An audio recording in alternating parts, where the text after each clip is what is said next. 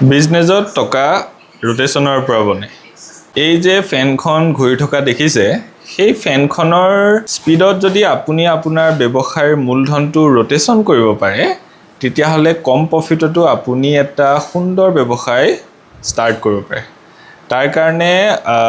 যেটো আমাৰ কেশ ফ্লো হয় হেতু সবতছে ইম্পৰ্টেন্ট হয় কাৰণ নিগেটিভ কেশ ফ্লো থাকিলে আপোনাৰ ব্যৱসায় যিমানে মাৰ্জিন নহওক কিয়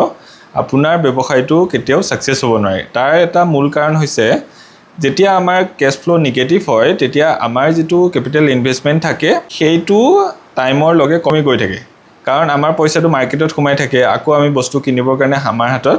মূলধনৰ বা যেটো ক্যাপিটাল হয় এটো কমি যায় তাৰ কাৰণে আমি এটা সময়ৰ পিছত নিজৰ যিখিনি ইনভেষ্টমেন্ট সেইখিনিও আমি ব্যৱসায়ত ৰোটেশন কৰিব নোৱাৰো গতিকে মাৰ্জিন কম হলেও